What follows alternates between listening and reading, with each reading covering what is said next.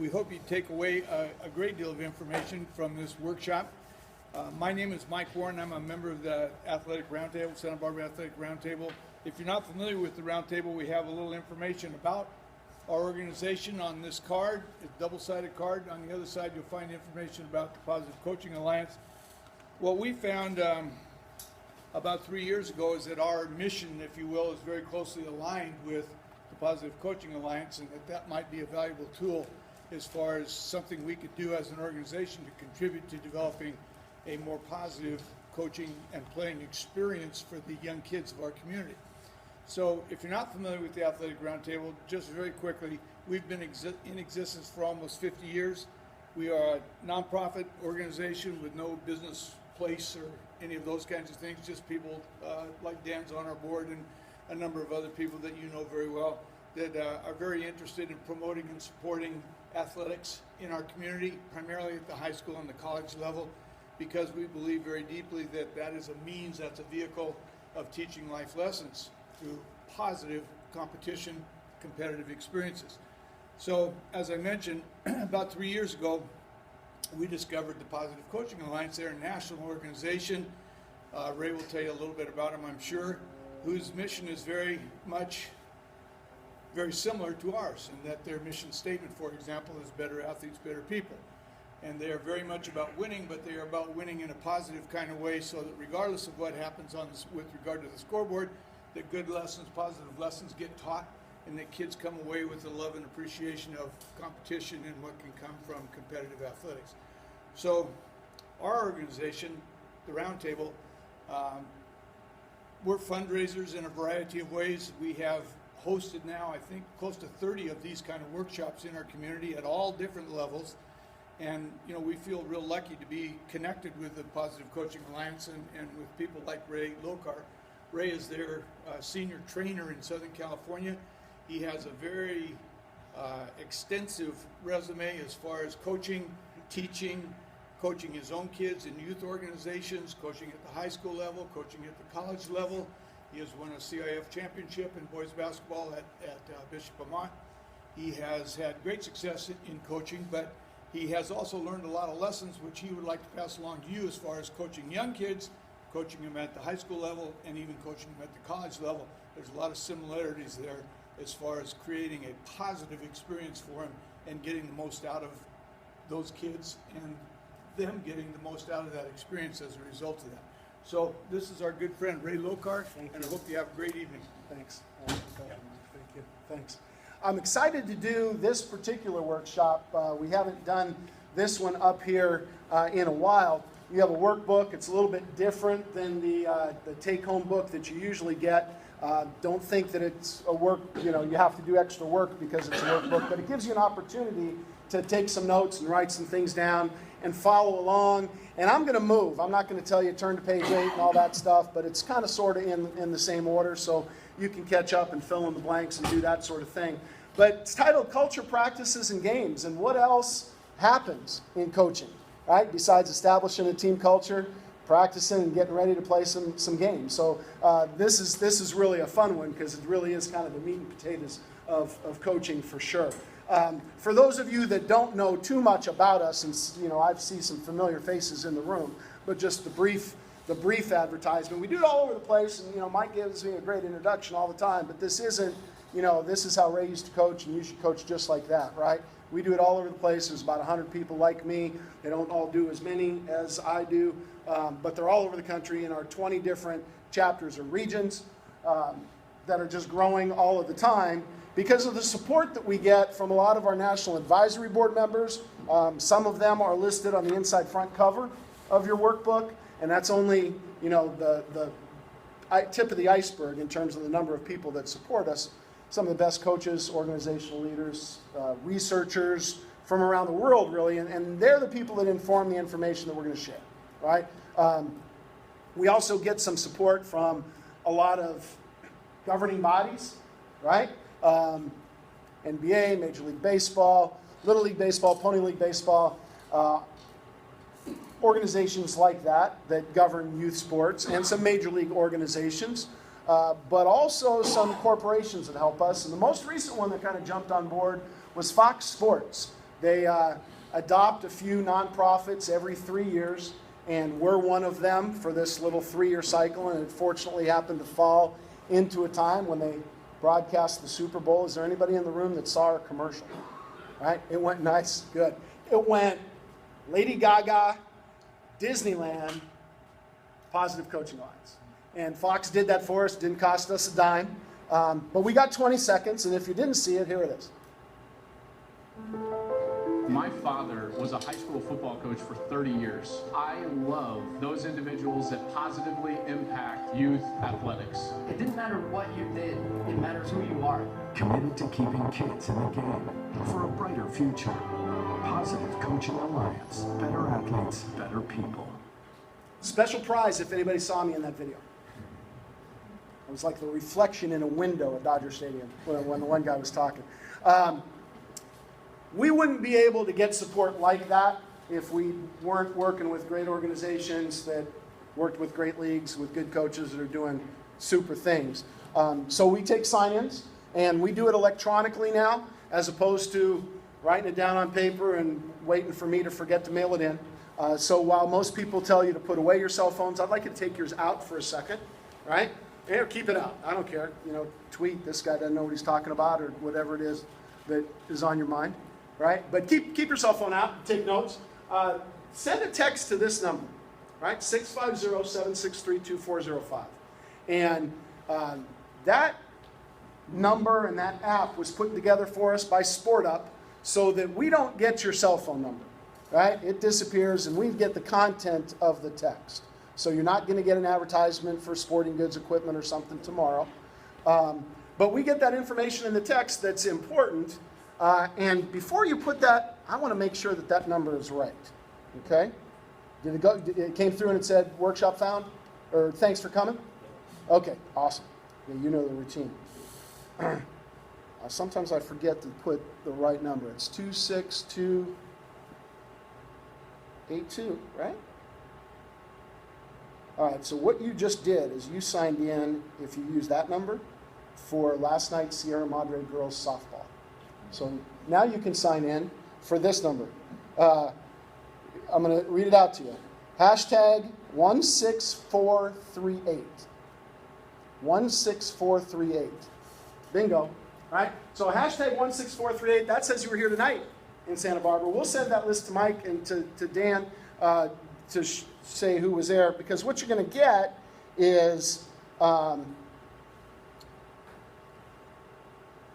going to get an email back that has some content, some information, and things of that nature. So if it went through and it said thanks for coming, that's great. If it didn't go through, a lot of times it's because you might not have put a hashtag, or you put a space there, right? And it'll say workshop not found. But other than that, we should be okay.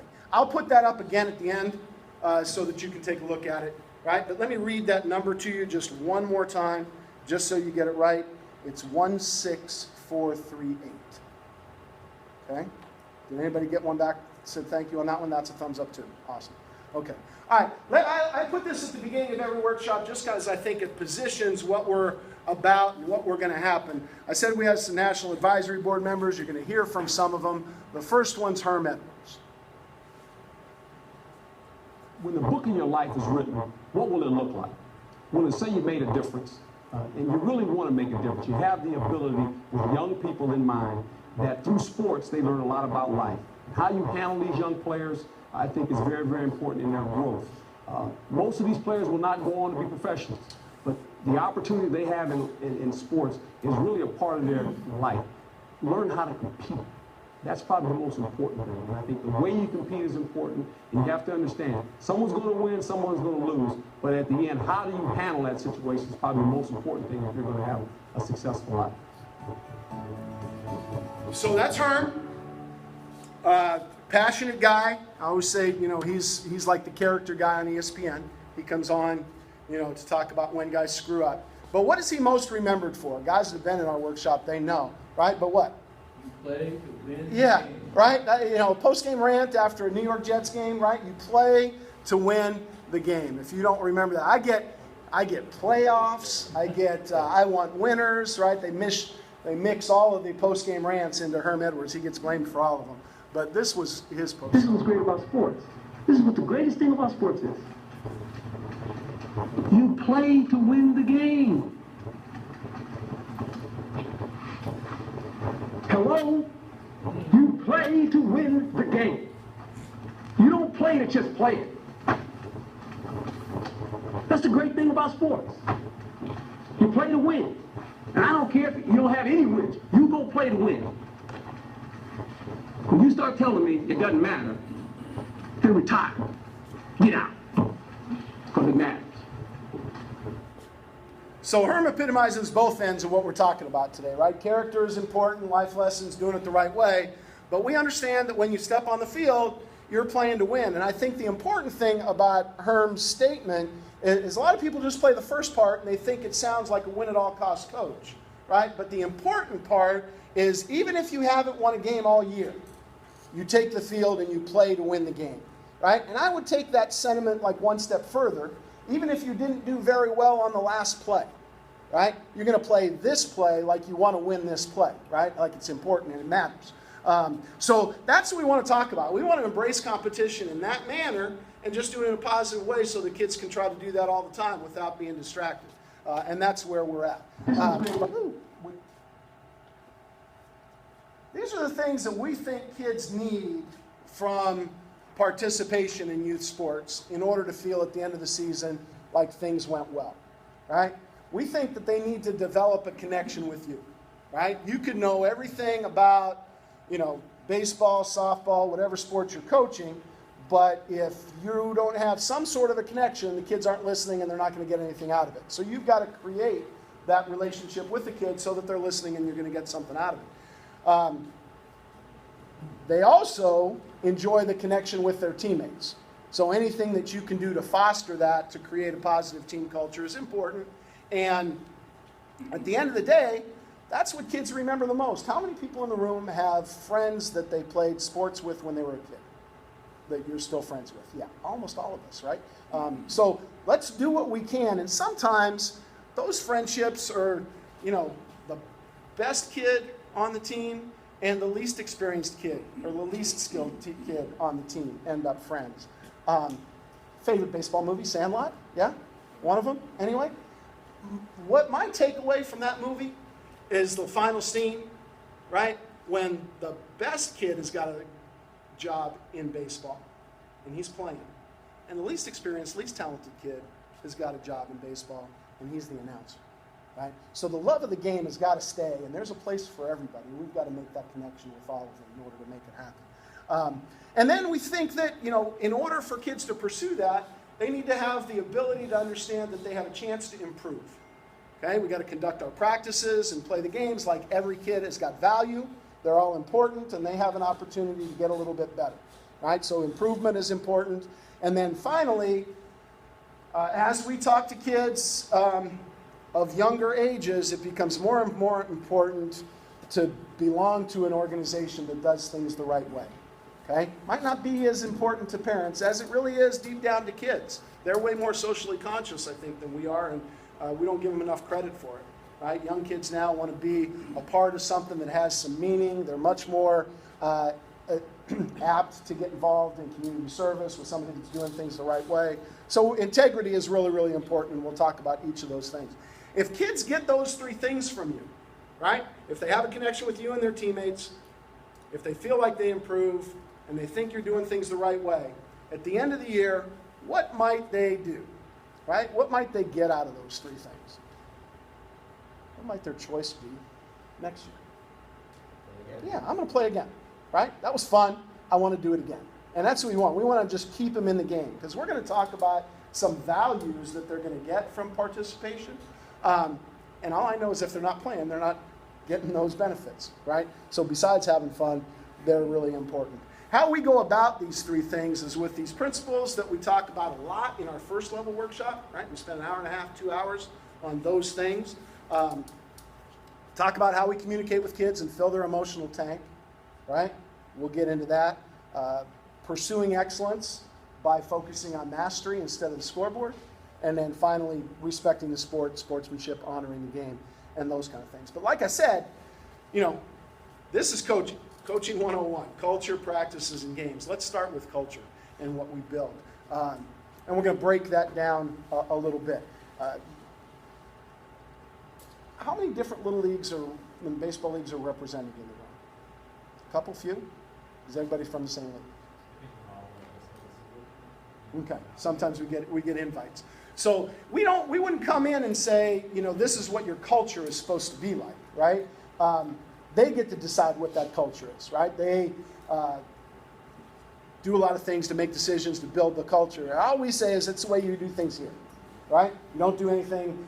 They might do it different in a different little league, right? But this is the way that we do things here. These are the people that are involved in that culture, right? Board members help establish that culture and make decisions based on it. Double goal coaches understand, like I said, there's two goals in mind, right? That we'll break them down. We want to try to win, and we want to teach life lessons along the way.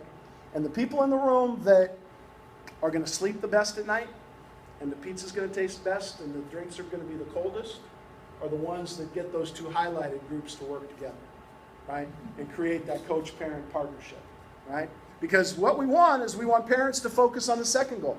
We want them to focus on the life lessons that their kids are going to learn, and not so much the striving to win part, right? A lot of that comes in your job, and we'll break down exactly how that's going to be set up a little bit. And at the end of the day, like Mike said, we want better athletes and better people, right? Kids that work hard to make themselves better, they're great teammates, and they represent your league the right way. So these principles, or these mental models, I guess, core principles of PCA, this double goal coach model where we're trying to win and teach life lessons, and parents are helping their kids absorb the lessons that you're teaching. Right? That's kind of how it goes. And then you can set it up like this. If this was my parent meeting, and you guys are all parents, and I tried to explain this, diagram a little bit, right? I'm the coach of the team. It's Ray Lokar, right? We have this partnership with Positive Coaching Alliance. We've got this philosophy and this mental model of how things work. We're going to prepare your kids to strive to win every day. We're going to do the best we can to do that. And while they're playing, they're going to learn some life lessons along the way. And it's the parents' role to help the kids absorb those life lessons that the kids are going to learn. And it's a very important partnership that we have to do. Now, there's a lot of things that go into striving to win. Okay, what might some of those things be? What do you guys do to prepare your kids to play? Don't overthink it, just throw them out. Yeah, you work on skills. What else? Strategies, right? So you work on skills and strategies at practice, right? Different schemes. Game day, what do you got to do? Get their heads right, so you're going to have to motivate them a little bit. What else? They got to play well, but what do you hand the umpire or the scorekeeper before every game? Yeah, you got to make a lineup, right? And you got 12 players, not 9. So then you got to do what? You got to make some substitutions, right? So you got to do all of those things. All of those things are your job, right? All of those things are first goal roles. It shouldn't so much be the concern of the parents, right? Those are first goal roles. While the kids are playing for you, what are some of the lessons that they're going to learn? What are they going to get out of playing for you that they can use outside the lines? Dealing with mistake or failure, bouncing back from it, resilience, grit. Yep. What else? Yeah, they're going to have some fun, I hope. Right? What else? Showing that work pays off. Competition, hard work pays off. Leadership, teamwork. Communicate with your team. Commitment, right? Sportsmanship, we hope. Right? Respect for authority, accountability, all of those things they're going to learn just by playing for you. Right? Half the time by accident, just through osmosis, they're going to get those lessons, right? If the parents cooperate. Okay? So this partnership is crucial. Back into moms and dads, right? We need you to work together with us. Because while we're teaching these lessons, if the parents don't help the kids absorb those lessons, the lesson gets lost, right? So you're trying to teach commitment, work ethic, attitude, or whatever to a kid, right? Try to teach that life lesson because he's been missing practice or he hasn't been working hard. And sometimes when they miss practice, it's mom and dad's fault, not theirs, right? But you still got to reward the kids that are there. So you decide, oh, maybe he's not going to start today, or he's not going to play infield, or he's going to be outfield, or he's going to be the 2-inning, 1-at-bat kid, right? Whatever. I'm trying to teach this life lesson that you need to be more committed at practice, okay? And then in the car ride home or over the dinner table, moms and dads are talking bad about your choice, right? And disagreeing with that lesson that you're trying to teach. Or worse yet, calling Dan or people on the board and complaining about the coach's decision, right? They're undermining that lesson that needs to get taught.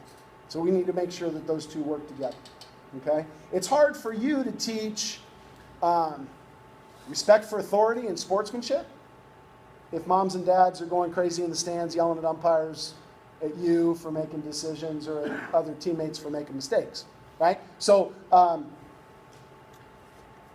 and you can't teach kids to be accountable for their performance when on the way back to the car, moms and dads are complaining about umpires' calls or your pitching choices or other players' mistakes and not holding their own kids accountable for their performance, right? That lesson gets undermined, and none of those things get taught if the parents don't cooperate, right? Does that make sense? So when we sit down with them, if we can explain the reason why we think this is important, I think it will start to make some sense, because if your team has all of those qualities, right?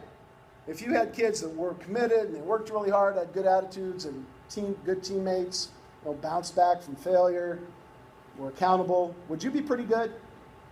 Would you have a good team? Yeah, yes, right? Even if you didn't know anything, right? They would probably overcome us, right? If we didn't do a very good job coaching, if they had those qualities. So I'd say those qualities are far more important than whatever drill you might do at practice, okay? So we need to develop those. So moms and dads, right? That role is the most important, right? You've got to help me teach those life lessons in order to help us win. And the more we strive to win, the greater those life lessons get taught, right? The higher the stakes, the more that those life lessons get taught. So it's crucial that you work those two things together. That's the first step. Let there be light. That's the first step in establishing the culture on your team, right? Is creating that good coach-parent partnership. Does that make sense? Any problems with that? Some ways that that would help, I think. What you got to do first is to start thinking about what your goals are and what's important to you. Okay?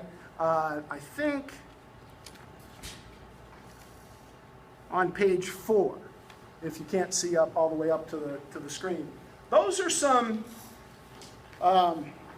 qualities or benefits, I guess, that you want as part of your team culture. And what I want you to do is start to evaluate which of those things are most important to you. Okay?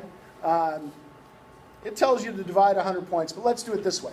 I'm going to give you 100 PCA dollars to spend. This visual works with me, right? I'm going to give you 100 PCA dollars to spend. And whatever you spend more on, you're going to get more of. Okay? If you spend a little bit on everything, you're not going to get a lot of it.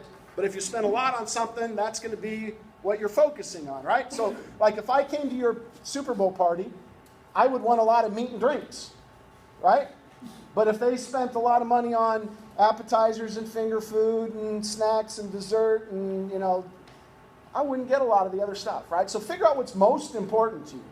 And that's what you want to put more value to, all right? So take about 2 minutes. You guys can discuss if you want, but try to figure out the things that are most important to you and divide it up amongst about 100 points if you can. I won't check the math.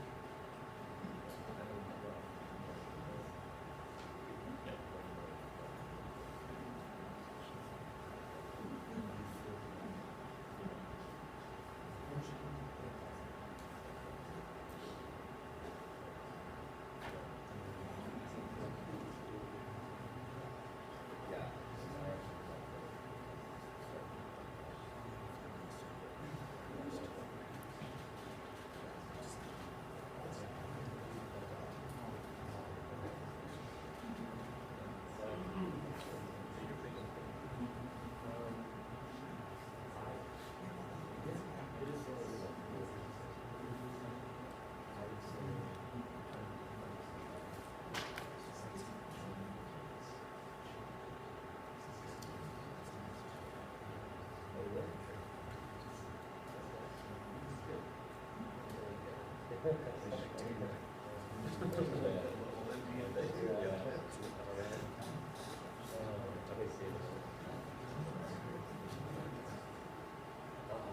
see that.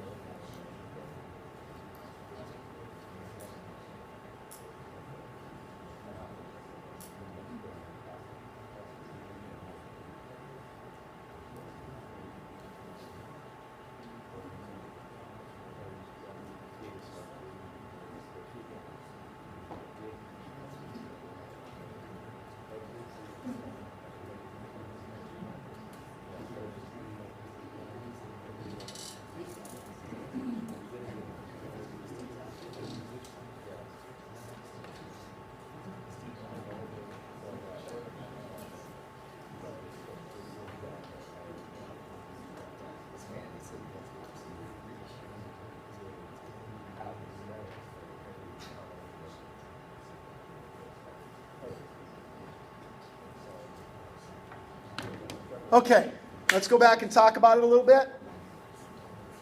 Is there anybody that put all 100 points or spent all $100 on any one thing? Sometimes there's one of those in the room. How about 90? 90%, $90. 80. 75. That happens sometimes. 60. $60 or more on any one thing. 50. Yeah, I'll go 50. It's like an auction. Sold. Everyone giving his or her best effort. Best effort, right? 50% on best effort. Anybody else give 50% on anything? What was yours? Winning record. Okay, so we'll talk about that, right? I guess the moral to the story is that if kids give their best effort, we're going to win what we should, and maybe even some of the ones we should. What are some 40 or more? Yeah. I said learning. Learning, just in general. Yes. Right. Learning, constantly learning. Okay, yeah, good. So have a teachable spirit, right? Be ready to learn. Awesome. This one's popular, 33. Teammates supporting each other, right? So creating that bond a little bit. We'll discuss that when we get to practices a little bit. Games as well. 33 or more? Yeah. Okay, 2 for constant improvement and best effort. Constant improvement and best effort. So continue to grow, continue to learn, get better, best effort. Good. 25? Yes. Having fun, right? Good. They'll work hard if they're having fun. 20. Yeah. Bouncing back and having fun. Okay, bouncing back from mistakes, failures, setbacks, losses, whatever. 20, somebody else I saw? Yeah. Coaches being Good role models, right? Yeah, it's hard for you to get on a kid for being late for practice if you come strolling in, 10, 15 minutes late or whatever, right? But yeah, it starts with that, yeah. Teammates supporting each other, good. Anything that was said that wasn't mentioned that somebody put on their list? I guess the moral to that story too is this, if you emphasize a lot of things, you're not going to get a lot of any one thing, right? So, I'd like all of that stuff to happen, right? But if you emphasize a few of them, maybe the other things will follow, right? So we'll discuss that a little bit. But keep those in the back of your mind. We're going to talk about them in a second. But those are the things, whatever you put up there, are the things that are important, right?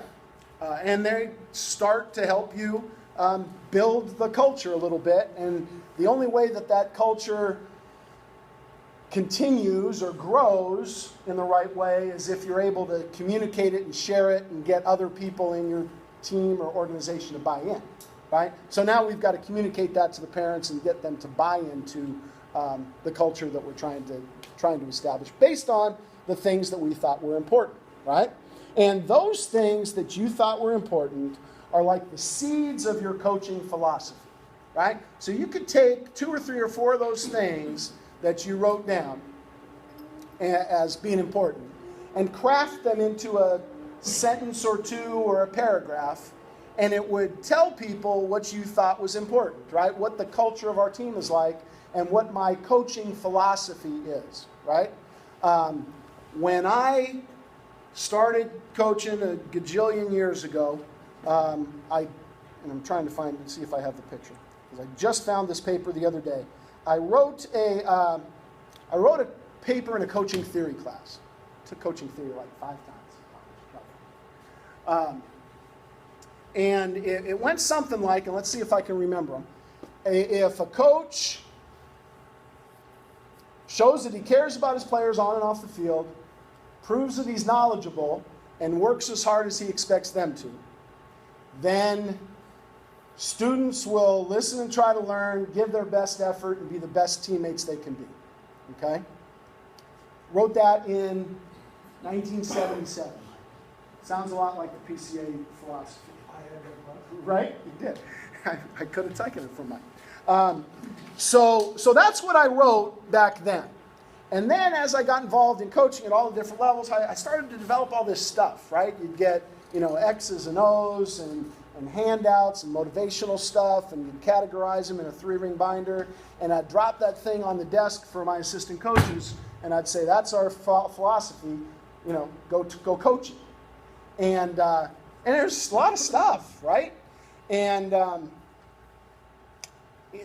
in 2002, the year that we won the title, we were having a really bad practice in December. And I remember going on this tirade in the middle of practice about, it went something like, you're just playing like you don't even care, right? Would you at least try? You're not even trying. And you're making the same mistakes over and over again. Just think. And I went on and on. It was a lot worse than that. And so that didn't make practice any better. And I went up and I sat down in the office and talked to the assistant coaches, and I realized that the things that I was ranting about were the things that I thought were important when my career started, and I got lost in all the stuff, right? The X's and O's and the practice plan and all of that, all of those things, and didn't really get back to the 3 things that I felt really made teams. So, from that time on, right, we started to talk about those are the 3 things, the only 3 things you need to work on. Right? You need to care as much as you can about anything that you do. Right? Care about your teammates, care about your school, care about your execution, care about your body, right? You got to care. And then you got to think about how your actions are going to involve other people and affect them. Right? You got to think and give your best effort. Right? So, that we kind of jumped on that bandwagon, and we would talk about those 3 things all the time, and kind of drove home the standards that we wanted to set. Where you want to live is that star in the middle, right? Where you're doing all of those things. Some kids do each of them a little bit different, right? Maybe some kids care a little bit more, some kids try a little bit more, right? But we want to get kids to focus on those 3 things. And that was kind of where my philosophy evolved to from all of that stuff. I don't mean style of play, right? We're going to be an aggressive hitting team and we're going to go fast on the bases. That's strategy. That's not philosophy, right? All right. What we're talking about, Tommy Amaker sets a great culture at Harvard. Let's see if we can hear this. I think the volume is a little weird. Try to define our own success. I think sometimes we can always get caught up in what the outside world and the expectations can put on our team, or our players, or our coaches. It's very important that we set standards. And the only thing that we care about in our program and our school is that we're going to live up to our own internal standards. We'll talk about how expectation is an external word. Standard is our internal word. And if we can live up to our internal standards and our own beliefs in who we are, we feel we're going to be a success no matter what that scoreboard would say. So standards, right? Set some standards and try to live up to those all the time. That's going to be the start of what it is that you're doing. And which of these 2 teams would you rather coach? All right? team that's got a whole lot of talent and doesn't really try very hard, or that team that's got some talent and works their tail off? Yeah, you want the one that gives better effort, right? You're going to sleep better at night, right? This one's hard to coach, right? It's nice to have talented kids, and here's what happens. Like some years, I'd draft that team, right? Thinking that I was going to make a difference, and I can get them going, right? And that's good, right? If you can get this team, right, with that kind of talent to start to work that hard, you've done a good job, right?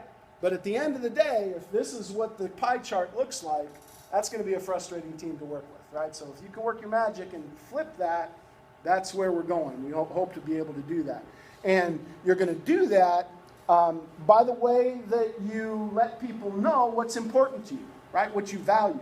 I think that you get what you measure and reward, right? A lot of people say you get what you emphasize. I think you get what you reward, right? Kids will buy into it a little bit more. So here are some things that we get, some symbolic rewards, right? Recognition, who starts, playing time, those things are rewards, right? Where you hit in the batting order. Kids earn that. You know, sports is a great meritocracy. I heard Tony Romo use that in a press conference, right? Word meritocracy, right? You get what you earn. And so, you know, how do you reward what you earn? A couple of things that are up there. A guy up in Northern California coaches a team, and he gives away the Dirty Shirt Award. Right? He's got a practice T-shirt that he gives to the player of the day, the player that works the hardest. Calls it the Dirty Shirt, and you know you won it, so he tosses you the dirty shirt. You get to wear that today at practice. That's an honor, right? So what are you probably going to try to do to the dirty shirt today? Get it dirtier, right? So he's encouraging that kind of effort, right? We're going to dive for balls, we're going to slide the work hard on the bases and slide. So you try to get it dirtier, and at the end of practice, he takes the dirty shirt and he puts it in the bat bag, and tomorrow he gives it to whoever worked hardest the last practice, right? And today you won the Dirty Shirt Award, so you get to wear it. And what are you going to try to do? Right? Get it dirtier. And so by the end of the week, you know, moms aren't real excited about the dirty shirt, he said, right? But kids are really starting to buy into the need to work hard, right? So he gives an award that emphasizes what's important to him. And so he's going to get a better effort, right? Because of what he focused on. Didn't talk about the result, talked about the effort, and he's going to get it at the end. I put this picture up there as a basketball coach that I came across, youth coach, and he gives a master charge to the team that took the most charges. So he valued that, and he gives a little card, and you know you can use it a bunch of different ways. He said some years he'd use it to give away a Gatorade if they saved up enough of them, right? They could get a pizza, like if they got 5 master charge cards or whatever. Or you can use it to get out of drills, right? To say I'm going to get out of conditioning, I'm going to use my master charge. So a lot of different ways to motivate, but again, it puts value on the things that are important to you, and I think that's a worthwhile thing. But you got to measure those things sometimes too. I would say that when you have a bunch of people involved, there's more buy-in to your culture. Right? If you can give each parent or each family a role somewhere in your team, and there's a lot of things that a team's got to do, right? Somebody's going to be in charge. You got a few coaches, right? So that's going to take care of the first 3. You got a scorekeeper. You got a team mom. Maybe you have someone that takes pictures. Somebody's got to do fundraising. Somebody else is going to organize team parties. Somebody else maybe collects the money at the team parties, right? And you can divvy up, duties. But if you have a dad or somebody that really gets the sport that maybe can't be on the coaching staff, or maybe even, what do they say about keep your friends close and your enemies closer, right? Somebody that you want to get, right? Sometimes that's the one that you want to give this to, and have them track or keep stats on some non-traditional things, right? Quality at-bats, hustle, diving for plays, really big efforts, clutch hits, right? So things that aren't traditionally just in the scorebook, and leave something there that might be intangible, right? Like great effort. Because then you can give it to any kid that happens to, hey, he really ran hard to first base this time, and he hasn't been, right? So you reward that kind of kid, okay? So reward them some way that way. And it's okay to measure things that they didn't do, right? I mean, mental errors, right? You didn't cover the right base, you weren't in backup position, right? You can chart those. There was a year I had the Angels, and we used something like that. We called them sins and saves, right? Kept track of all the good things that were all effort-based, right? Not hits and home runs and, strikeouts, but effort things, and then things that they had to do, right? Diving for the ball, backing up, covering the bases. So, but if they throw to the wrong base, it's a negative, right? And maybe that's how you decide how to give away the game ball, right? Because that's a symbolic reward at the end of the day, right? When you toss them a game ball. What are some other symbolic rewards that you guys might give away and use as rewards that get kids to do what you want them to do? So we talked about some examples, right? We talked about the dirty shirt, talked about, MasterCard. What are some things that you guys do to reward kids or recognize them besides a game ball? That's the simple one. Game day captain. Game day captain, right? You worked hard this week, you get to be the captain, you get to lead exercises, right? You get to put away the equipment, all the duties of a captain. What's that? Right? Well, so it's funny, when you give kids, my wife was a first grade teacher for 18 years, and it was amazing how excited a kid would be to be the trash monitor, right? When you give kids a responsibility and a duty. I coached basketball for a lot of years, and one of the teams that I coached at Glendora High School, Casey Jacobson was one of our great players, right? He ended up playing at Stanford in the NBA. He's a Fox analyst now. One of my duties was to count how many points Casey scored his senior year because he needed to average 21 in order to be the all-time scorer in Southern California history. So I had to discreetly do that. But I bet you Casey carried the first aid kit to the bus more than anybody, right? And that showed great leadership, right? A lot of times we give it to the scrub or the kid that doesn't work hard or the new kid or make the freshman carry the equipment. I think a lot of times, when you serve others, that shows great leadership, right? When you see your starting pitcher helping the catcher get his gear on in the dugout, because nothing happens till he gets out there anyway, right? That's leadership, right? And that helps create a great team culture as well. So, keep track of those things and reward them. Stickers, right? You can't put them on a helmet, but you can put them on a bag. You can put them on the banner. Little rewards, baseball cards, not bribes, right? But something symbolic that lets kids know. I mean, same thing. Take something home too. Like, I got a couple kids that want to catch that aren't quite there yet as catcher. Yeah. Take the catcher mitt home. Yeah. You get to take the catcher's mitt and the mask home, right? Or whatever. Yeah, no, that's great. Yeah, right. Right. Make sure we get it. But yeah, anything you can do to spice that up and reward it. I was going to say, my wife, used to give stickers to first graders, right? You get a sticker on your paper, get a sticker on a board, and then at some point in time, that becomes not cool anymore to give kids stickers or whatever. But I watch college football, right? I mean, stickers work, right? Symbolic rewards work, period. Just like in the NFL. I mean, when you give somebody a $50 reward for whatever it is, I mean, that's symbolic to them. They make so much money, it's not that big a deal. It's a symbolic reward, but it gets them to do what they want. That was one of the things that was behind the New Orleans Saints, what was it? Yeah, Bountygate, right? It wasn't that the amount was that much. It's that they put an emphasis on illegal hits and they gave them small rewards. But those small symbolic rewards created a culture, right? Well, that was a negative culture. We do the same thing positive. Does that make sense? Right? And a lot of the way that you're going to help kids through this culture creation is how you handle mistakes, right? we talk a lot in our first level workshop about mistake rituals, right? About flushing mistakes. This is the Tampa Bay Rays dugout when Joe Madden was there.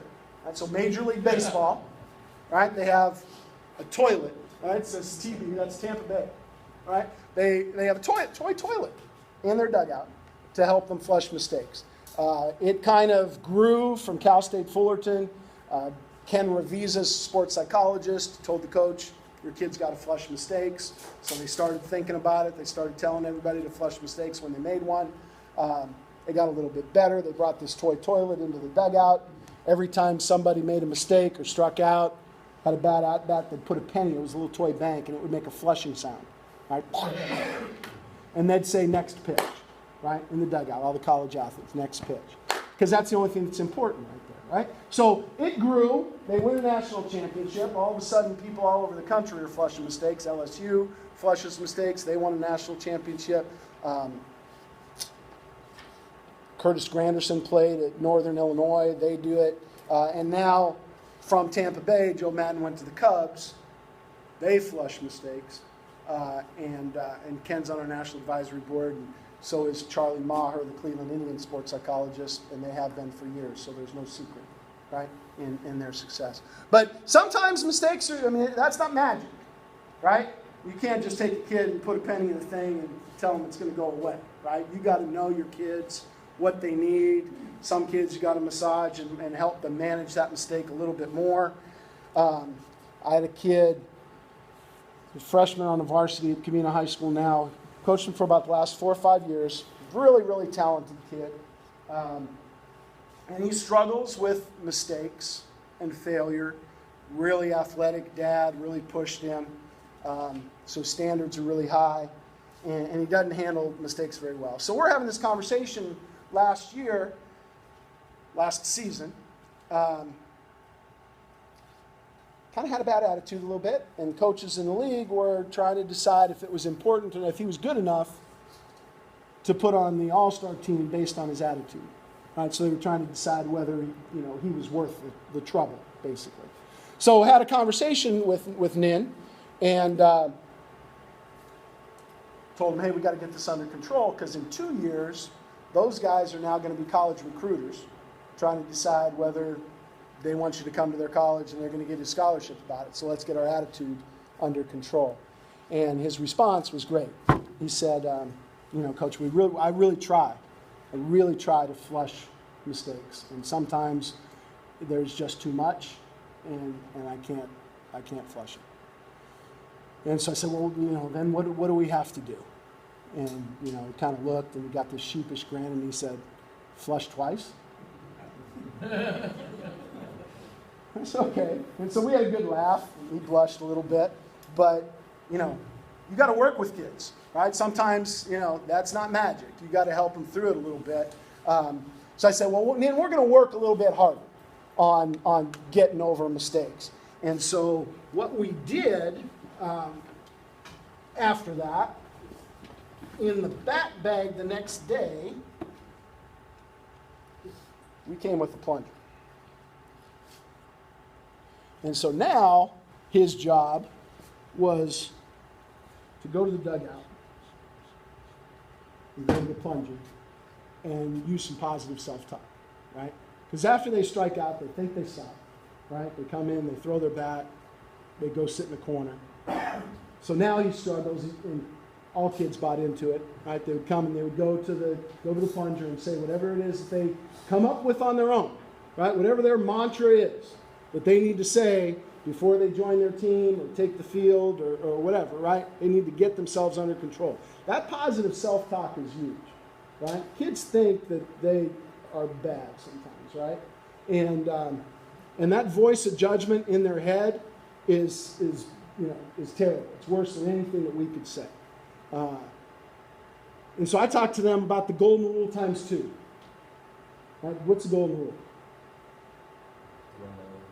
Yeah, do unto others as you'd have them do unto you, or something like that, right? And then times 2, don't ever say anything to yourself that you wouldn't want other people to say to you.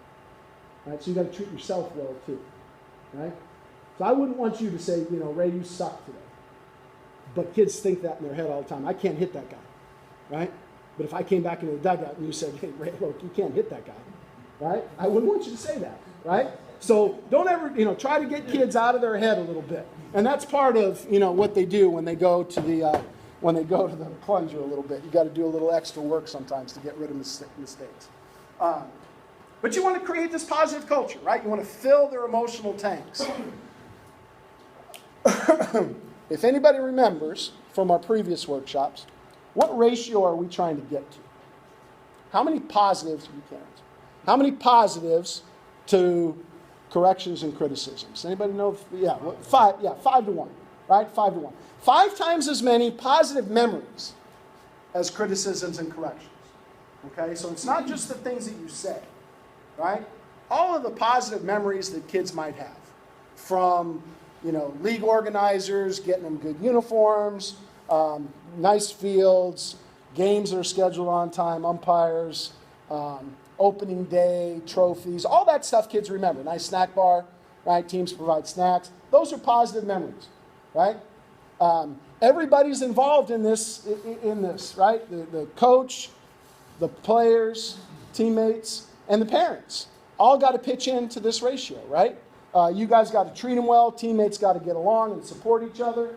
And parents have to make sure that that they don't jump into that post-game analysis and tear everything down that you were trying to build, right?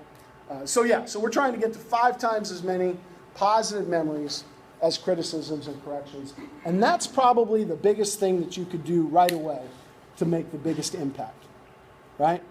You can't make your team into better hitters next practice, right? You're not going to make your pitchers better pitchers next practice. Those things are processed. Or they can get a little bit better, but right, they're not going to be drastic.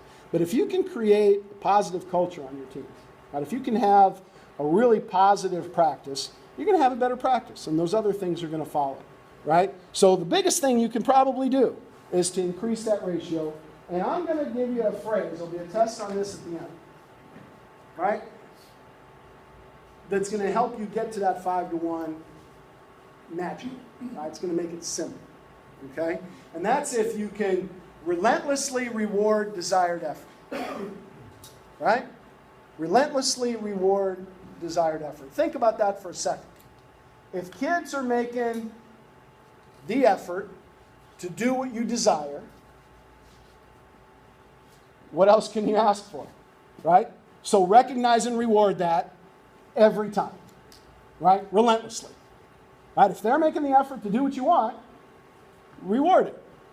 And that reward doesn't have to be, monetary. It's just something symbolic, right? Acknowledge it, recognize it, right? Relentlessly reward desired effort. That's crucial. And you got to get your team involved in that as well, right? Sometimes you have teams where, you develop cliques, right? The really good players might not respect the new kids, right? So you got to create that bond a little bit. So we were having a little bit of trouble with a team one year, and in it, I think some of the best stuff comes in our rants, right? I went on a post-practice rant a little bit about our team culture and how our kids needed to support each other, right? And how they needed to positively communicate with each other. So I said, you got to acknowledge your teammates, right? Acknowledge their ability. Everybody's got a role. Everybody's got something to contribute, right? Acknowledge their ability. And, you got to praise their performance, right? When they do something good, you got to let them know. And then if they make an error, you got to encourage them. And this little kid with glasses in the back, he says, Coach, we got to go 8 for our teammates. That was the acronym, right? Acknowledge their ability, praise their performance, and encourage them after errors. So it just kind of came from the kids. It was my rant, but it was their discovery, and so they started to buy into this. And when we had bad days, kids would get they'd go ape a little bit, right? And they'd start talking about it. And this little kid with the glasses, he brings in an ape. And that, dugout mascots are like in vogue now, I guess, right? Who won last year's NC2A baseball championships? Anybody remember?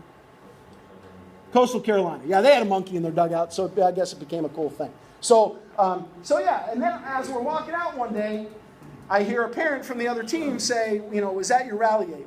Or I might have said rally monkey. And a kid said, that's not our rally ape, it's Gorilla Glue. Right? It brings our team together. I thought that was awesome. They're starting to buy in, right? They're starting to buy in. So get your kids to buy into that stuff. And it doesn't have to be that stuff. It can be your stuff, and more importantly, it can be their stuff, right? But whatever you can get them to buy into, right, you're going to get a better performance, okay? And that's going to start in your practices, okay? No matter how many times I hear this, it's always about practice, man. I mean, how silly is that? And we're talking about practice. I know I'm supposed to be there. I know I'm supposed to lead by example. I know that. And I'm not shoving it aside, like it don't mean anything. I know it's important. I do. I honestly do. But we talking about practice, man. What are we talking about? Practice? We're talking about practice, man. We're talking about practice. We're talking about practice. We ain't talking about the game. We're talking about practice, man. When you come in the arena and you see me play, don't you? You see me give everything I got, right? But we talking about practice right now. We talking about practice. Man, look, I hear you. It's funny to me too. I mean, it's strange to me too. But we talking about practice, man. We're not even talking about the game, the actual game, when it matters. We're talking about practice.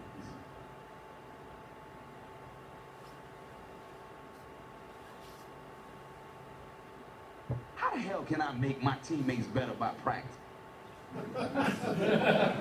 That's worth a minute 20 every time, right? But that's how kids come to practice sometimes, right? They don't think it's important. It's not the game. Why should I play hard? How does my practicing have anything to do with the teammates? And that's one of the things we got to create. So you're going to have some practices that don't go well, and what I want you to talk about, right? I want you to spend a minute or two with the people next to you, and talk about some things that you might do when practice is going bad. All right, so practice is down, practice isn't going so well. What are some things that you would do to kind of flip the script a little bit? Right, so take about 2 minutes and talk about that, and then we'll come back and share.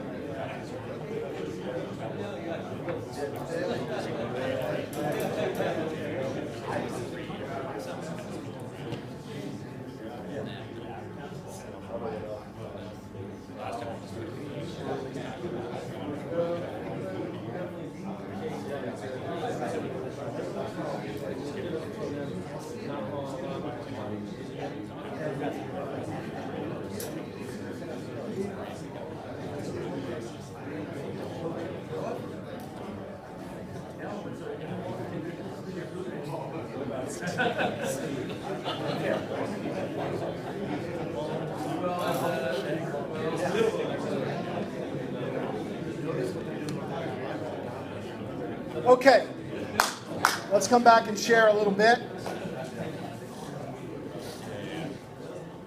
Think we can share trade secrets some?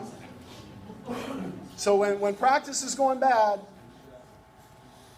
maybe they're not getting what you're, putting down. They're not understanding what you're talking about, or energy is low. What are some reasons behind that, and what are some things that you do?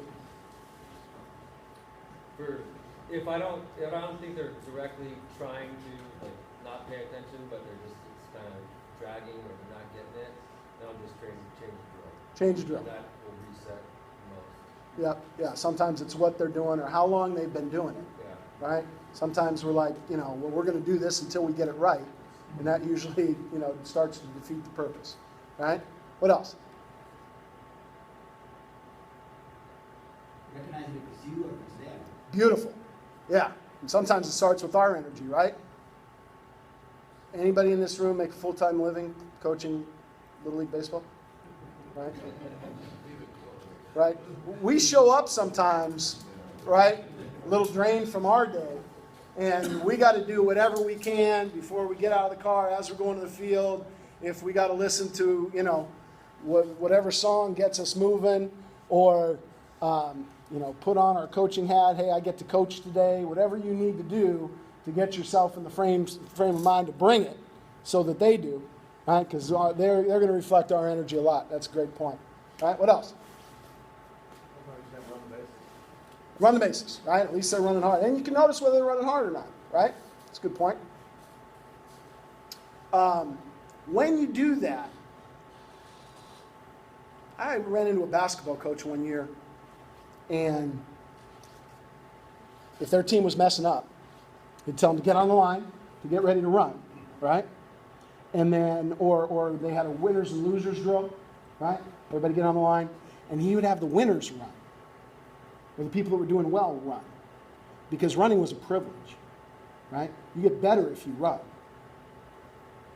And I think that it probably takes a lot to sell that concept, right? But I liked the philosophy behind it, right? And if you can get your kids to buy in, hey, okay, we're going to get better right now. The kids that want to get better, we're going to run the bases. And maybe you see that a little bit, but you're telling them that what's important to you is that they're giving that effort, right? I thought that was kind of an interesting trick. I never tried it. Didn't have that courage. So yeah, get them to run, mix up the drills, get them to run. What are some other things? I usually try not to overtalk. Mm-hmm. We usually say, when the game starts right now, and how we practice is how we're going to play. Yeah. It's going to be different people tomorrow, all of a sudden, just because it's the game. Yeah, So perfect. basically, say, we just got to practice like we're going to play. And that's kind of the moral to the Iverson interview, right? Is that you got to come to practice and practice hard. It's not about the game. Everybody wants to win on game day, right? But did you practice the way that you need to in order to prepare to play, right? That's a great point, right? Yeah, so what else? So when you mix up the drill, right, what kind of drill are you going to go to? Running, I think that's something maximum effort, right? What else? So something that's competitive, right? So when you make it into a game, something competitive, something's on the line a little bit, then all of a sudden it becomes a little bit more important to kids. And how it's competitive can be a few different ways. It might be, our group against your group, right? It might be me against you. It might be me against a standard, like if we're running bases. I know that kids run this fast from first to second, or from home to second, right? Let's see if you can beat that this time, right? Or, win the drill, right? Who can do that the fastest, all the way around the bases, see who does it the fastest, so they can do it against each other. All right, so there are different ways to make it competitive. It doesn't have to be, one against the other. But here's what I want you to do. So think about your practices now, right? What do they sound like? Okay, you talked about the energy that you bring in your practice. Think about what you do. Maybe that same year in college, one of the papers that I did, might have even been that one. I took a voice recorder to practice, and at that time, it was like this big box, right? And I just recorded what I sounded like, and boy, that was eye-opening, right? All of a sudden, you think, wow, I talk like that. It's like when you record your kids' games, right? You hear yourself, right? When you show them back, show them with the volume down, right? Because sometimes we say things, right? But think about your practices and what they're like. And what they sound like. Here's a clip from Northwestern football that I thought was really good. Listen to what Coach is saying, what Coach Pat Fitzgerald is saying to the players in between plays. All right, you guys ready to have some fun today? Let's cut it loose. Let's go. Execute. Execute on 3. 1, 2, 3. Execute. Here we go.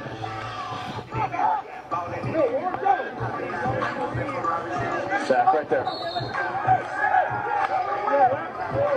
Sorry, respond. How are you talking to yourself right now? How are you talking to yourself right now? Get the signal, slow down your mind, talk to yourself the right way, and let's go execute. What are you learning right now about how you're talking to yourself? You gotta stay positive. Yeah, right? And is that easy? No, not at all. So if there's anything you learn from today, not necessarily where I'm going to be down the road, but how am I going to get there? And one thing is the way I'm going to talk to myself better. Right? It goes back to that voice of judgment, that positive self-talk. How are you talking to yourself right now? Right? I thought that was awesome. He's telling college kids, right? Figure out how you talk to yourself. And, if college kids talk to themselves one way, imagine what an 11 and 12-year-old is doing when, moms and dads and everybody else are screaming at their performance. So think about what your practices sound like and how you're doing that. And when you're preparing, as you set up your season, depending on what level you're coaching, right? T-balls, majors, whatever. Figure out what you want your kids to know by the end of the season. And you can't put it all in before the first game, right? It's got to be gradual because kids can't absorb that many things, right? You're not going to be able, to run some, first and third play game one necessarily, right? But maybe the second round you're gonna have that in or whatever.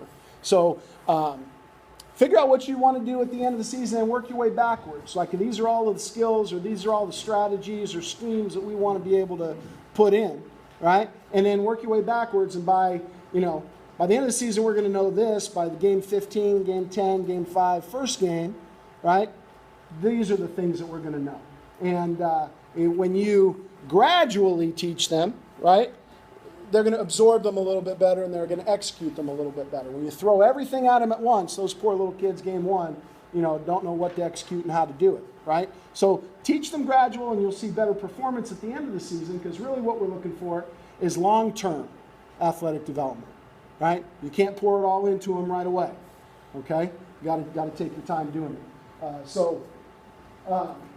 When you make up that plan, now that you have your season-long plan, you got to come up with a daily plan. How many of you guys come to practice every day with a written practice plan? Okay, fourth maybe. Those of you that don't, and we may have addressed this already, those of you that don't, what are some things that hold you back? Yeah, time, right? Excuse me, boss, I need to take a 15-minute break, 30-minute break so I can put together my practice plan. Doesn't always work. So finding the time is hard.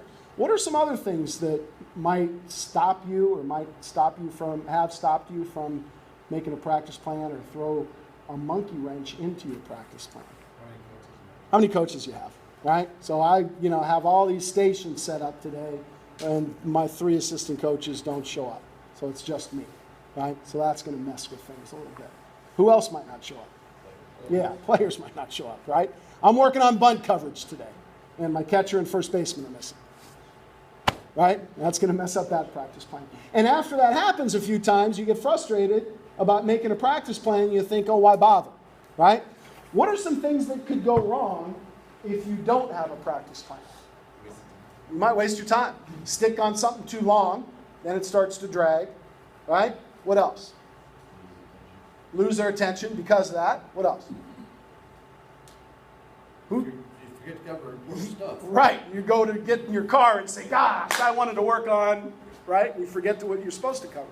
Right? So even a bad plan is a plan, right? So at least jot it down, even if it's on, an envelope as you're walking down. But what I've seen, what I ended up doing, because I faced all of those problems, was something that I think you'll find interesting. I would suggest that you take some time and come up with a practice template, right, that kind of covers everything that you might want to do on any given day, right? Because there are some things that you're going to want to cover every day. There are some things that you're going to want to cover, once a week, and then there are some things that you're going to touch on once in a while. So put those in different categories, and come up with as many different ways to play catch as you can, right? Because that's really what it's all about, right? If you got 4 or 5 different ways to play catch, right, that'll keep kids going and make sure that they're doing that.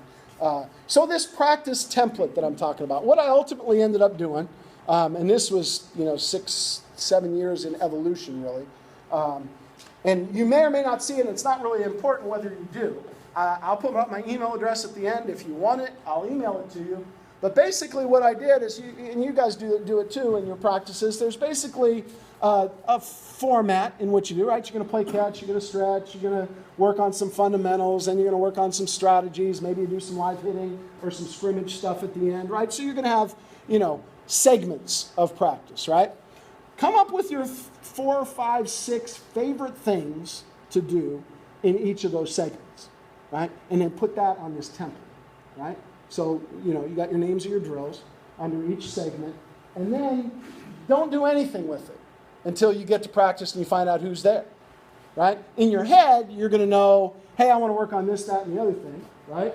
So in your head, you're going to be ready, but then when the right players and the right coaches show up, you're going to say, okay, I want to work on this, this, this, and this, and you circle it. It's going to take you, 3 minutes while the kids are playing catch, and now you got your practice plan, right?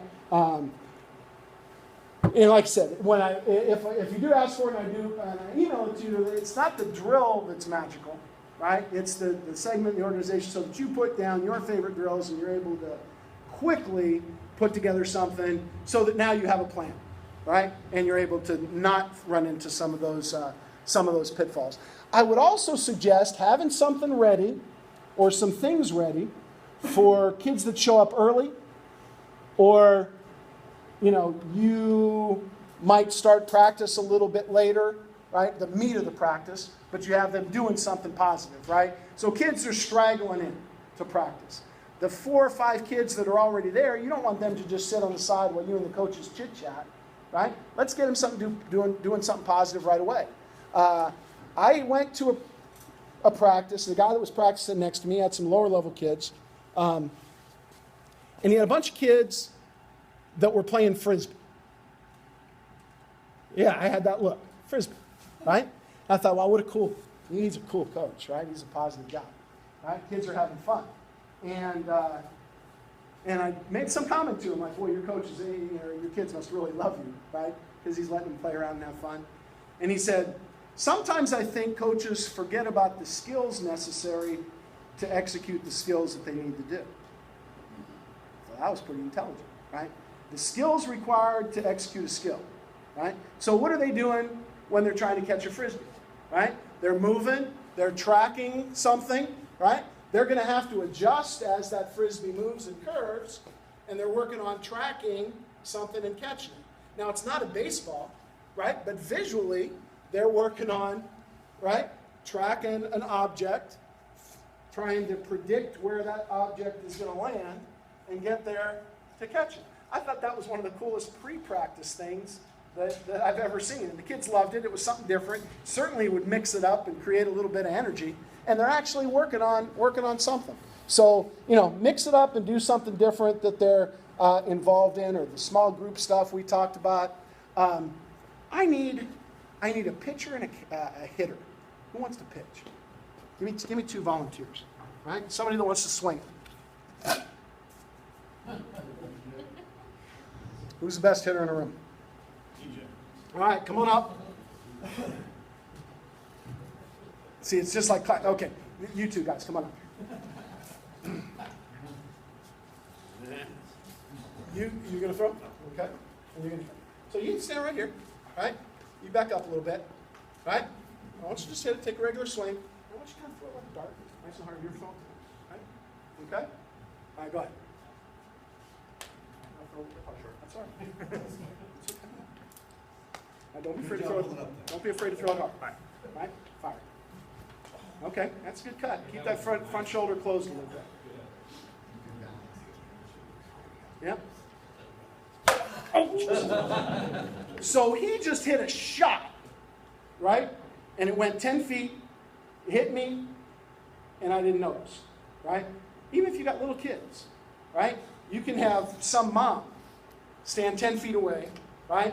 Throw, a pitch, and have any kid go up and hit it, and you're getting a batting. I saw this college coach, Mike Riskus, he was the Greek national Olympic coach for a while when they still had baseball in it. You guys can sit down, thank you.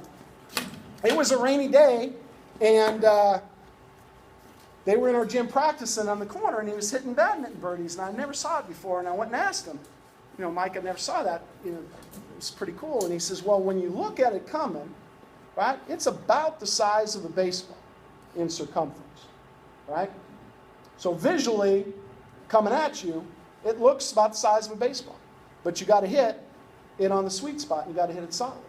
And it's going to travel, kind of slow, right? So you got to make sure that you stay back and wait on it. You can't lunge. So it's great for working on off-speed stuff. So it's something different, right? Kids kind of get a kick out of it a little bit, and it mixes it up. But it's a way to involve a small number of kids before practice and get some things. And it grooves their swing, right? Start to play home run derby with it, right? They hit a shot, it's going to go 30, 40, 50 feet. Kids can go play in the front yard, right? With moms, dads. It's good drill. I liked it when I got it. And then it's game time, right? You're going to get ready and play games. And what do we want to worry about if we want to get a winning record?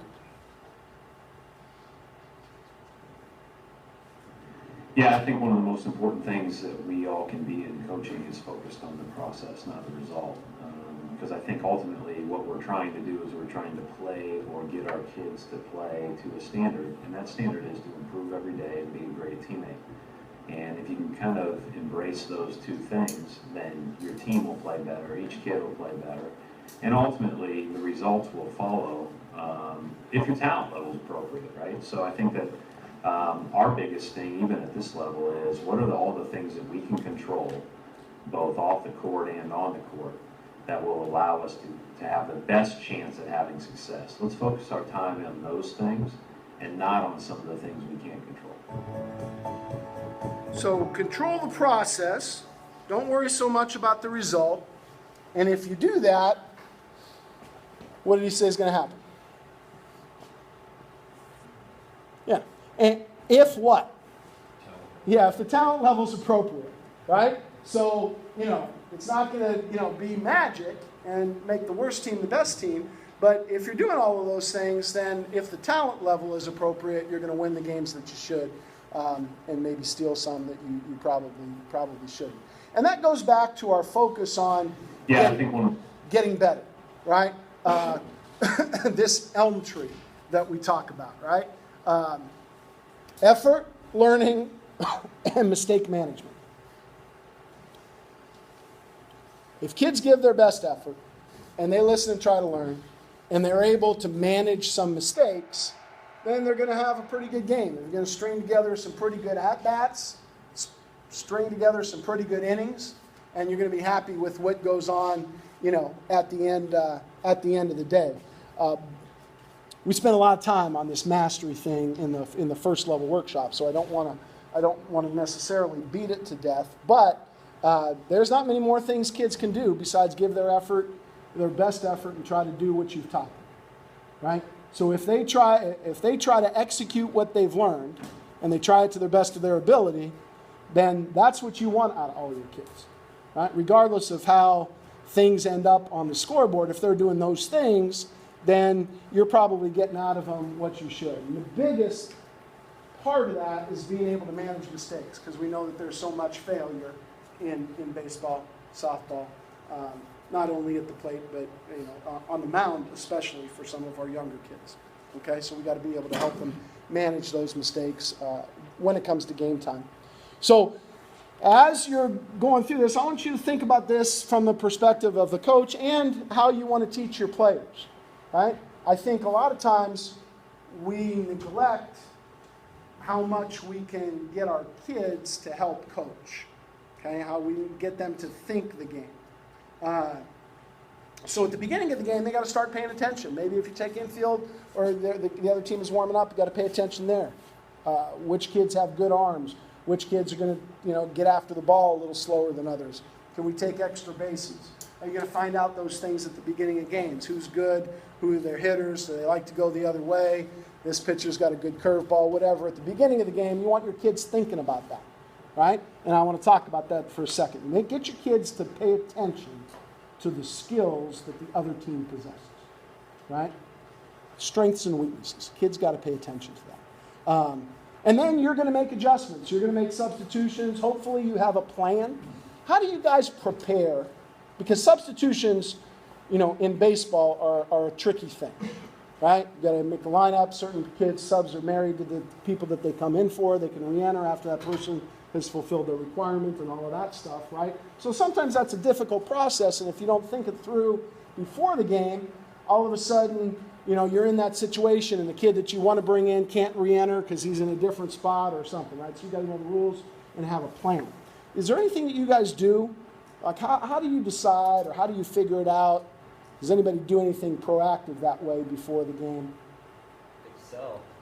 You almost got You do a spreadsheet? Yeah. Okay. Right. So you're coming in to left field at this inning, and when you get your at-bat after your second inning, then this kid might come in. I think that's another thing that people forget during that whole thing is that, I can start, you can come in for me, and then you can come in for him, right? And everybody can satisfy their 2-inning requirement, right? Or, you can marry them and pair them up. All of that works too. But yeah, plan all of that out. I got to the point where, in Excel, I had 6 different diamonds, kind of like that. And this is what position you're playing in each of those innings, right? And do it that way. And assuming they got at-bats, they were in a good place, yeah.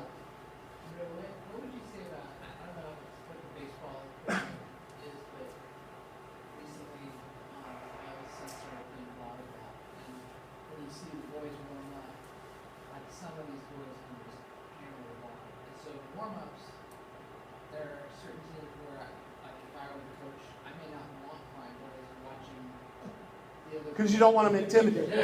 Yeah. I mean, I played a lot of basketball games where our guys lost warm-ups, right? Right? You just worry about your thing. Yeah. So, discretion, I guess, if it's that way. But the other thing is, like we play that McConaughey video in the first workshop where he says, the other team is bigger, faster, stronger, better, more experienced, right?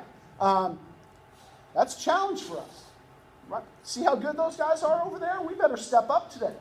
Right? You better be ready every pitch, right? And you better get a good jump, and you better pay attention to the base coach because they got a pretty good arm and they're pretty accurate. Right? So you can use it to your advantage a little bit too if the team, might look like, you used to say the New York Yankees, but you don't say that anymore. Right? Somebody that looks really good, right? You want to make sure that you do that.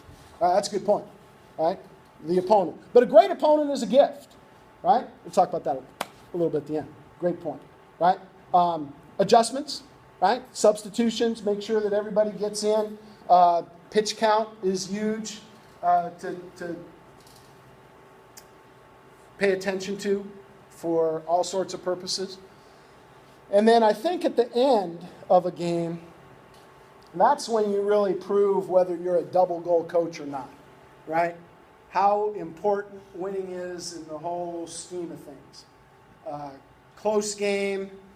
You know, I told you that you were going to pitch this Saturday because I thought the team we were playing wasn't very good, right? And it's 3-2. That's a close game. Do I let you come in because I told you I did, or has winning become more important? So when you make those decisions, that's going to prove whether, you know, winning or is that important or not. If you told a kid you should bring him in, right? Or pinch hitting situations, right? I might not be a very good hitter.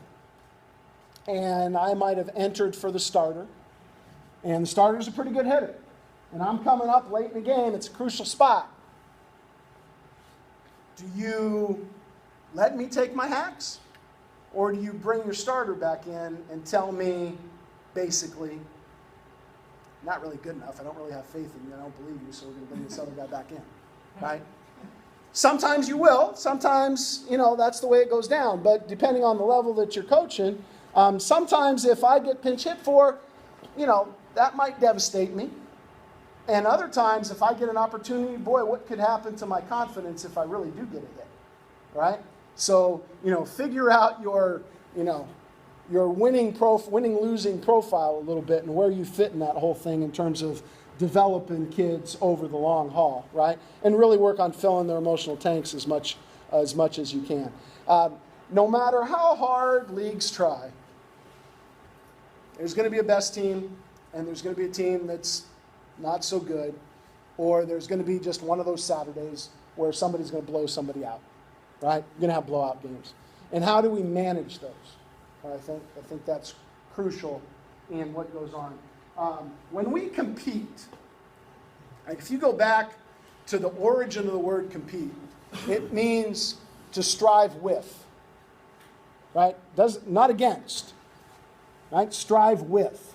So when we take the field, we should look at each other in this room as two coaches that are collaborating on trying to make the best game for the 24 kids or the 18 kids that are on the field and all their such, right? We're trying to create the best game for everybody, right? It's not my job to demoralize your kids, right? We're trying to create the best game possible, right? While we're striving to compete. I want my kids to give their best effort all the time.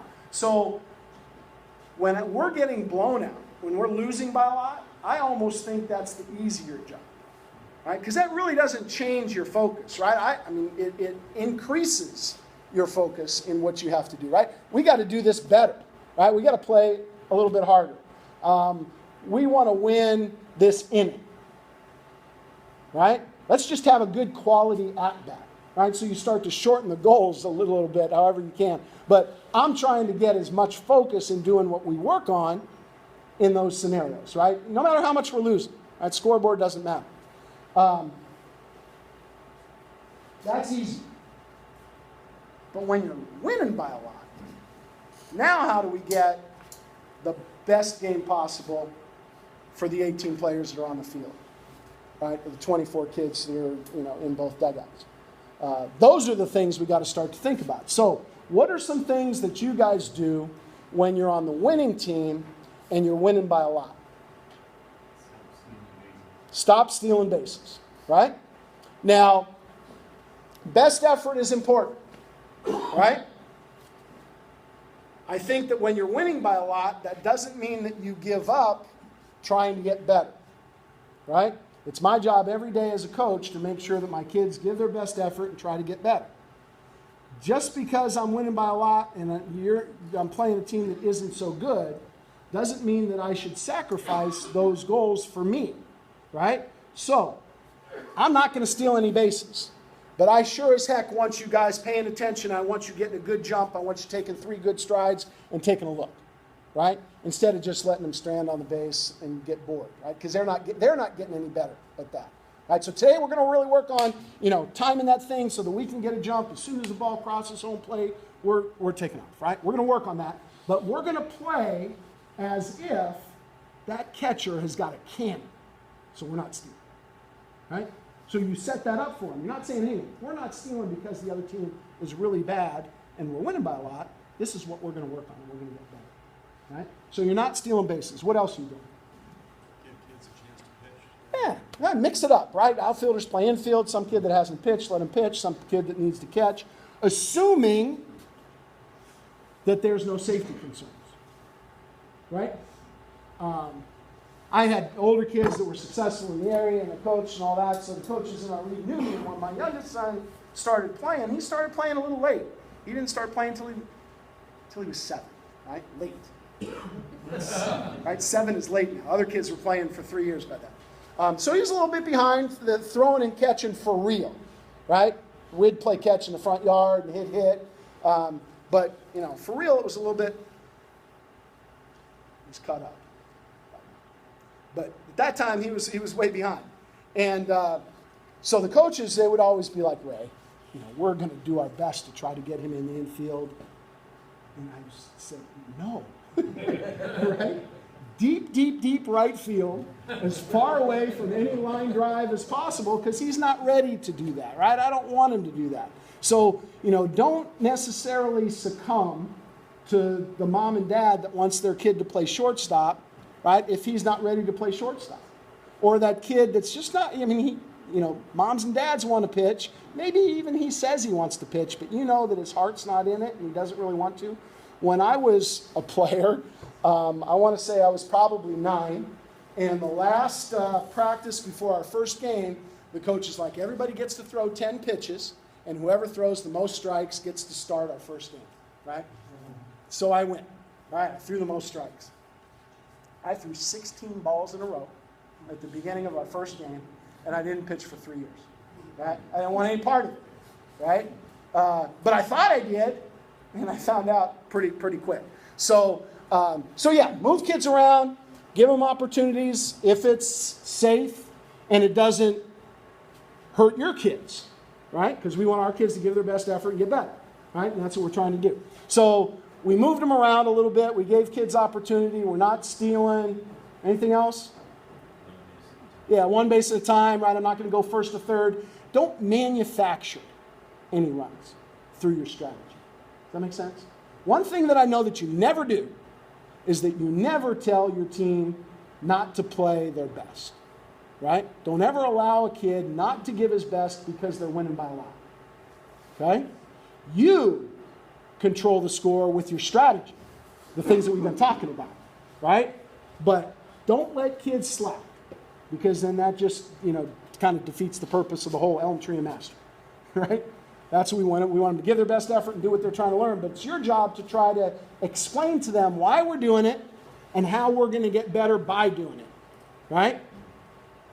So that's how you handle winning side a little bit, right? And then that's collaborating and making it a great game for everybody. Because it doesn't matter if you win by 8 or 18, right? And if you win by 8, you get to play more. The whole mercy rule thing, I think sometimes is counterproductive because it takes away innings from kids that normally would get an opportunity maybe in a big win to play, a different position, right? So give me an 8 or 9 run lead and I'm good, right? Anything else on that? Something to offer?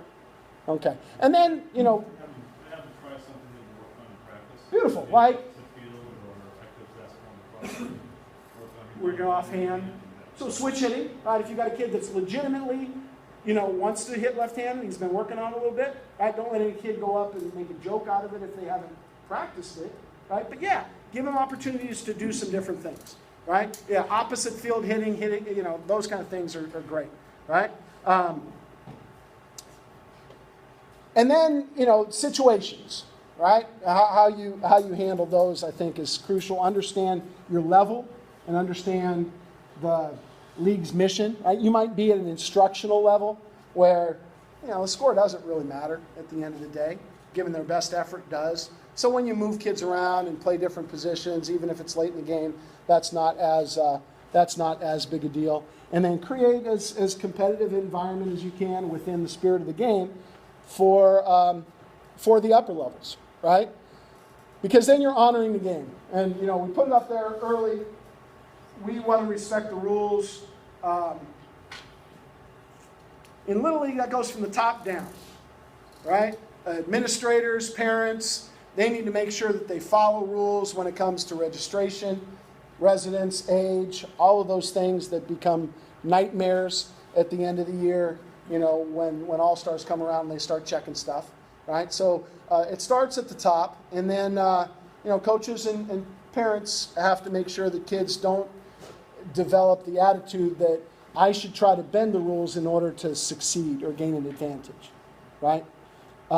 Here's an example. I'm your left fielder, right? And I'm charging the line drive, and I miss it, right? I short hop it. I don't catch it. What does almost every coach in America tell you to do? Hold it up, right? Sell it, right? Pretend like you caught it. Lie. Right? Maybe you'll fool the umpire. Right? Hold it up, act like you caught it, maybe you'll fool the umpire. Okay?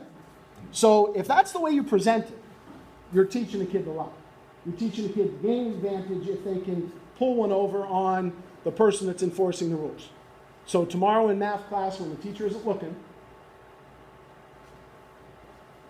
maybe, because I learned to gain an advantage in sports, why is this different? Right? There's not a quantum leap, right, from the locker room to the classroom. So I would say go after that thing and give your best effort, come up throwing and leave the call in the umpire's hands. However they call it, they call it. Give your best effort. So you're not telling a kid to lie. It might be semantics, it might be a fine line, but in a kid's brain, when you say, try to fool the umpire, they think they're trying to gain an advantage by lying. Best effort is important. Because what if they win by that? What if they win by a run? And they know that that's why they won. I won today because I was able to convince the umpire that I caught a ball I didn't catch. I'm not sure. I think that's kind of a hollow win. I don't know if kids are going to be very proud of it. I'll tell you a story. When I first got involved with PCA, I get a phone call on Monday morning from CBS World News Tonight. And they said, would you like to make a comment, PCA, on the San Pedro football situation? I said, well, what's the San Pedro football situation? They gave me this link, and I looked it up. And here's what happens. San Pedro football had not won a league title for 25 years. And the last game of the season, they're playing Narbonne for the league championship. They're down by 5 points, and they're driving for a score. And it's 4th and 2. Here's the scenario. And they, get in the huddle to run a play after a timeout, and the assistant coach gets a good view of the spot by getting behind the down marker, right? He wants to see where they went. They run their play, and they gained a yard. It was short. And as the player was in the pile and getting tackled, he grabbed the first down marker from the old booster, and he did that. Yeah. So when the official spotted the ball, he looked and he said, oh, that's a first down. And he let him continue playing. A minute to go, they score, right? They end up winning. And they had their first title in 25 years. Right? What did all the players do, you think? They just thought they won the first title in 25 years. Were they celebrating? Dog pile midfield? How about the boosters? They probably went there celebrating, right? Somebody was filming the game. Hey, look. So, cheating coach caught on tape. So Monday morning, they had to call all those kids into the gym and explain the situation because it was going to be on the news tonight. Right? So now they know that they won that league title. First one in 25 years. They probably still partying all weekend long. Right? And they won because the coach moved the first down marker. That's not much different than what we're talking about. Right? Do you think they felt worse than maybe if they had just lost and went into the playoffs as a second place team? I think they probably felt worse. My daughters played volleyball, and a couple times a year, we'd go up for a block. And there would be a touch, but the chair wouldn't see it. So they'd award us the point. And our coach would take the ball and roll it back. This is 2001, 2, 3. And I said, Don, what are you doing? Right? You're giving up points. And she said, well, what if we won by that point? That's kind of where I got that mindset, right? What if we won by that point? The girl knows she touched it, right? Hollow victories aren't really victories. So respect the rules. Who else do we got to respect? The others, two groups. Officials and opponents, right? It goes back to that great opponent, right? What an opportunity we have today, right? To play this really good team. We've got to really step up, right? But what happens a lot in Little League is because, that team was able to, finagle getting the two best pitchers, that now everybody hates them, right? So they drum up this hatred, for the dreaded Yankees, right? Now people are pointing fingers like, yeah, you did it. When really, that hatred really doesn't, especially in a sport like baseball, right? Trying too hard sometimes is a bad thing, right? Sometimes you got to try easy, right? Trying too hard, you're going to overthrow, overswing. Drumming up that hatred isn't a good thing. How many of you guys played games against your brothers or sisters as kids? Raise your hand. Did you try to win those? Yeah, always, right? Maybe more so than if you played somebody you didn't know, right? So I would say, create that respect for your opponent. You're going to play better. How you behave is how your kids are going to behave, how the parents are going to react, right? If you treat them with the officials with respect, then, they're going to act accordingly. And in baseball, it's great because all you got to do is call timeout, right? And respectfully approach the umpire. You don't have to kick dirt and throw bases. You can ask him what he saw, right? Ask him for help if you have a second umpire. Maybe they get it, maybe they don't, right? But, there's a protocol at least, which is a good thing. How about the T? Who does that stand for? Yeah, your teammates. Don't do anything to let them down, right? Like that catcher and pitcher that didn't show up, right? They let their teammates down. We were going to work on bunt coverage today, and you weren't there, okay? And then lastly, respect yourself, right? Don't do anything to let your teammates down on or off the field, right? And make sure that I give my best performance no matter what everybody else is doing, right? If you guys aren't playing bad, aren't playing very well, I'm still going to play my best. Okay? And do that every time and you're in good shape. If you signed in properly, you're going to get this email that has these talking points, right? And it's kind of like a 13-week discussion that you can have with your players about creating growth mindsets, a good culture. You can request it by age group based on what you coach, so it's age appropriate. If you coach T-ball, you coach majors or whatever. And then engage with our website. There's some resources that are there as well that I think are really, really valuable. But I said there was going to be a quiz at the end, right? I said the most important thing you could do the next practice is to increase that magic ratio, right? More positives to negatives.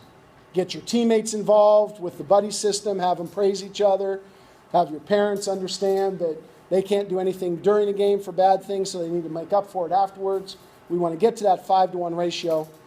And what's the easiest way to get there? The first person that raises their hand and has the right answer wins the plunger. Right? What is it? Relentlessly reward desired effort. Right? Every single time they make the effort to do what you desire, relentlessly reward that. Right? Recognize it. And it still has a sticker on it, so it hasn't been used. It's completely sanitary. Right? No mistakes have been flushed with that yet. Right?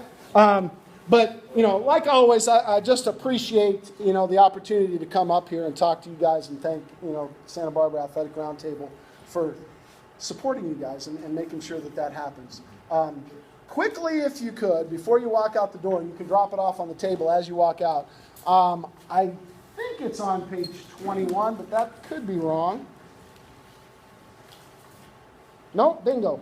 Right on page 21, there's a real brief evaluation. Just give me a good checklist of things that you think need to be improved or how good that. And make a comment at the bottom. I always make sure to look at those.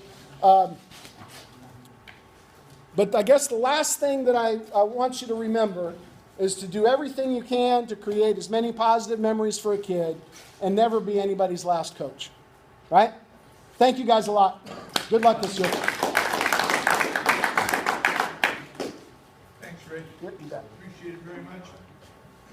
Any of you who are interested in possibly joining us at the Athletic Roundtable, there's information as far as the website is concerned. We are an all-volunteer organization, as I mentioned earlier, and if you'd like to do that, go to the website and it'll tell you exactly how. One last thing, they have testing in here first thing in the morning, so when you leave, if you could put your chair just like that, I'd appreciate it very much. And I just want to thank everybody for taking their Wednesday night on top of all the other nights you're putting in and emails with teams and practices. I know this is a real busy time trying to get everything done, but it really does mean a lot to our board that you guys came tonight. I personally think since we've had this partnership with the Roundtable and PCA the last 3 years that we've had better seasons each year. And I think the best evidence for that is I found out last night we are the largest Little League in our district for the first time in the 8 years that I've been part of this league. And I think that is because you guys are working hard and we're getting the kids to come back.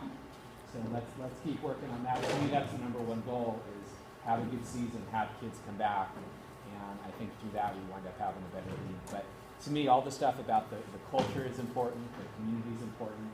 The reason I asked for this talk tonight was we hadn't done this one yet. I know you guys had sat through the other ones a couple times, and I think this builds on it. But I really think the culture part is important. So, when you guys see each other out there, I really like the part about the compete, that you guys are working together as coaches to try and make the best experience for the kids. And I know you're out there to win, and we have standings. I totally get that, and that's what the goal should be when you're out there competing. But I also think that having the other part of that, which is the keeping in mind what's going on with those players, is important. So anyway, thank you guys. If there's anything I can do to help you, let me know. I know it's crazy right now with all you have, but email, text, I'm always available for you. How do we get parents to volunteer for home farming? I'm having a heck of a time.